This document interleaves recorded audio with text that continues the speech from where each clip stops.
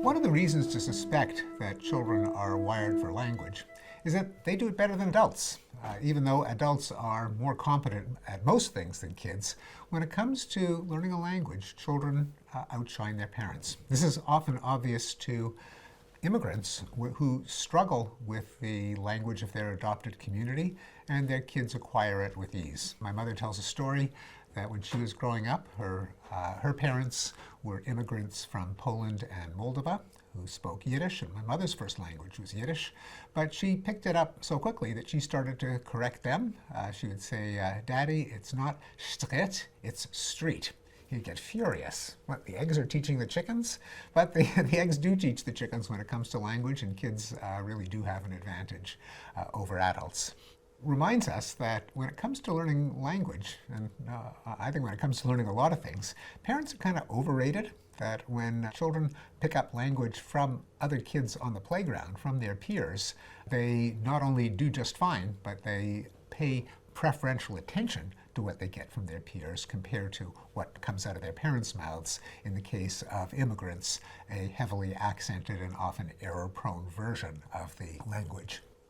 Intuitively, a lot of people seem to agree, well, the ability to learn a language must decline when you get older. Maybe there's some change in brain plasticity. Everyone seems to agree with a critical period, as it's called, or at the very least a sensitive period in childhood for the acquisition of language. On the other hand, even though it seems obvious from everyday life, scientifically it's not so easy to show that there is a critical period for acquiring language. Sure, kids learn language better than adults, but kids differ in a lot of ways. For one thing, they have an earlier start. Someone who starts learning a language in their 30s is just going to have fewer years of exposure and practice than someone who is at it from birth. Maybe kids are more willing to make mistakes, to try out things. Maybe they are corrected more intensely. There are all kinds of differences between kids and adults other than the plasticity of their brains. And the literature was kind of vague as to when this putative critical period was. Some people said between the ages of 0 and 5, some say until puberty, some proposed a couple of years after puberty. And that's where Josh Hartshorn, Josh Tenenbaum, two former students of mine, and I entered the scene.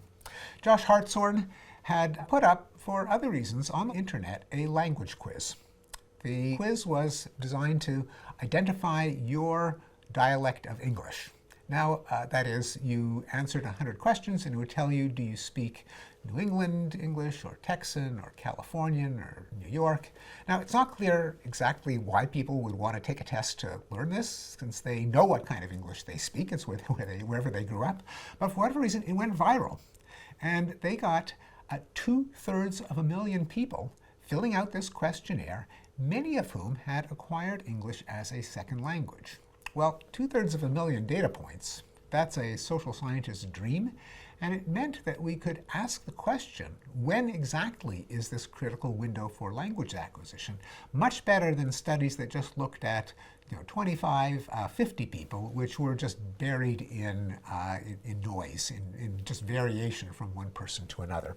There's another reason why it's difficult to establish the boundaries of when the underlying ability to learn a language can change, and that is that it depends on how long learning takes. So let's say you look at immigrants who start learning English at different ages. Some came to the country when they were 5, some when they were 10, some when they were 15, some when they were 20.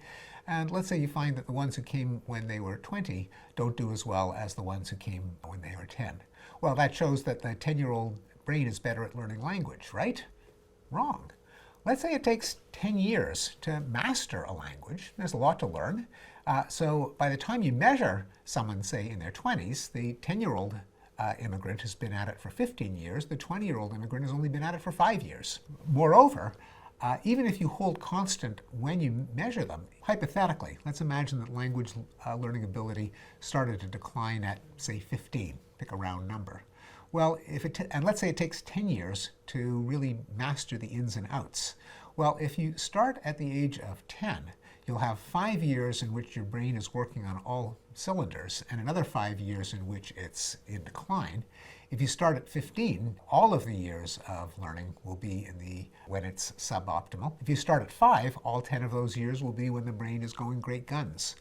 So you've got to unscramble the egg of how many years it takes to learn a language and how many of those years were during the time at which the brain was working at full capacity, which we don't know. That's what we're trying to figure out. Hate to interrupt. Wouldn't you prefer uninterrupted indulgence? Head to findqualia.com to access the entire series by the genius Steven Pinker, completely ad-free. So with some mathematical analysis and with the answers to 100 questions, Tenenbaum and Hartshorn and I tried to make sense of this problem. So the questionnaire itself had a variety of tests of normal English competence. For example, can you say she happied the baby, she giggled the baby, she laughed the baby, or she tickled the baby? Well, any English speaker knows it's got to be she tickled the baby, but if you're learning it as a second language, they all make sense, and none of them may sound better than any of the others. He plays on the soccer team, at the soccer team, in the soccer team, inside the soccer team. Or you see a picture, it was the elephant that the lion bit. And there are two pictures, a lion biting an elephant biting a lion. You got to do some pretty good syntactic parsing of that sentence to know who bit whom. Well, with 100 questions like that, we had a whole gradation. We had these 2/3 of a million people. And what we found, to our surprise, was it takes an awful long time to master the ins and outs of a language, about 30 years until you hit ceiling, at least on our test.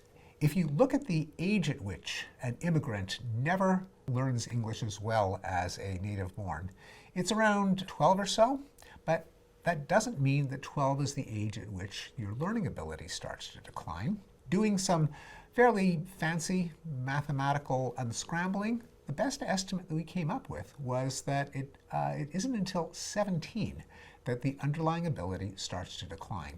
That doesn't mean that someone who starts learning a language at the age of 12 will be as good as someone who learns it from birth, because they will only have 5 years before the ability starts to go south. But to our surprise, even though there is indeed a critical window for learning a language, it lasts an awful long time till you're 17. And to be perfectly honest, we don't know what happens at 17 that is responsible for the change, whether it's a change in your social life, a change in your brain wiring. It's an unanswered question. One thing we do know is that it isn't early childhood. It isn't even puberty, and an extra little hint that it isn't puberty is we capitalized on a bloodless way of tapping the possible effects of puberty, namely girls undergo it around 2 years earlier than boys.